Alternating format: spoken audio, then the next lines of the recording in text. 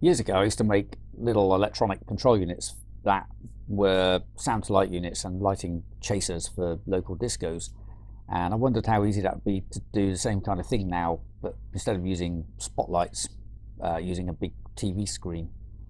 So I discovered that JavaScript has got an API in it called the Web Audio API, which is perfect for doing any kind of on-screen visualizations. And you'll see a lot of examples for this where it shows the sort of old school Winamp type bar graph spectrum analyzer display.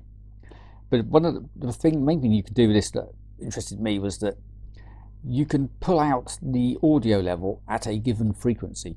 So if you want to trigger some sort of effect from the audio, it's useful. That's kind of exactly what you need. So it's very complicated, and the easiest thing to do is just get one of their examples. There's plenty of examples on here, and play around with it and see, so you can see what it does. But this is something I've made out of it. So this is the sequencer mode.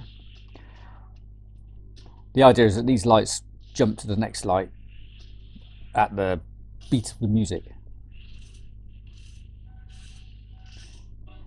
Now what I do, I'm monitoring the music at 500 Hertz. I can change it from this little control panel I've put together.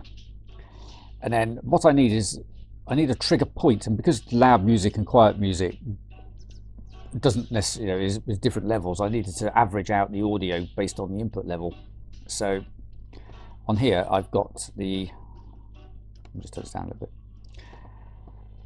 This center bar here is monitoring the audio and creating an average. So that's my average level. And the bar on the left is the actual input level, which peaks a bit above the average. And the idea is that when it peaks above the average, I sort of assume that might be a louder bit of music that you could use as a trigger.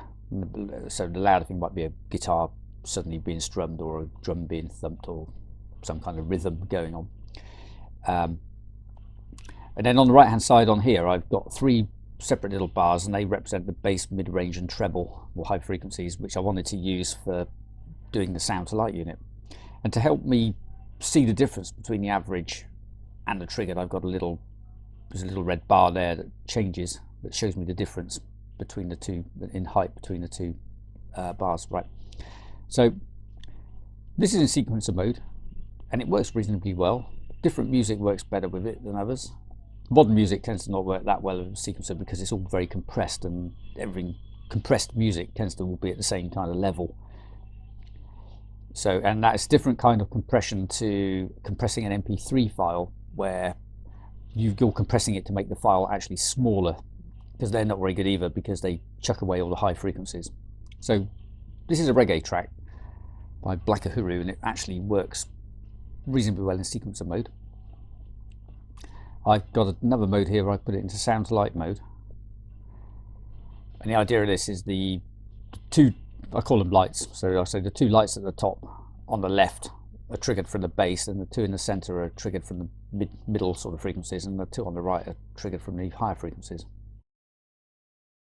One of the differences between the two sort of modes is, you'll see if you watch these bar graphs here, they're jumping up and down quite sort of rapidly on that one, which is in the sound to light mode. If I put it into sequencer mode, you'll see this calms down a lot. And the reason for that is, this is part of the API. There's a thing called audio smoothing. Well, I've called it audio smoothing, but it is a kind of way of averaging out the music levels. And it's got a range that goes from 0, which is none, to 0.9, which is the max. So if I restart this soundtrack, so that's on most smoothed at the moment. If I set it to none at all, you'll see it becomes a lot more vicious. And then so if you're playing around with the API and you want to use it to trigger something, that's certainly something worth playing around with. And the only other thing I got put on this, which I thought was reasonably interesting, was when these lights, which are divs, switch off, they actually fade down, which is a setting I've got from here. I can set them to fast, so they are literally on and off. And I can set them to slow, and they dim down very, very slowly. If you go really slowly, they're kind of on before they're off again, sort of thing. So you set the happy setting. This uses another great feature of JavaScript called requestAnimationFrame setting, which is a function that if you want to do animation, you should tie everything in with that, because it sort of updates the frame before the screen is refreshed. So you're not updating an image on the screen while the screen is refreshing, because that will usually cause nasty, jerky, jaggedy, everything just looks horrible. So the way I'm dimming these is I'm basically setting the opacity from 1 down to 0, which is a JavaScript, well, it's a CSS style, and I'm just looping that through with JavaScript down to 0, which makes them, basically when they're off, they're just transparent.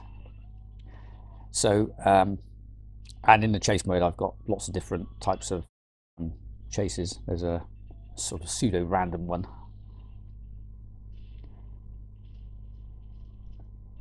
I need to put the smoothing back on because it goes a bit rapidly on those.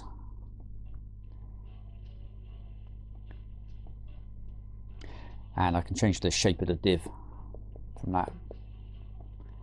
Now, one of the other things I needed to do this was where I've got this, when the light sequence, I've added in a delay so I can make it wait a certain number of kind of cycles before it triggers the lights again.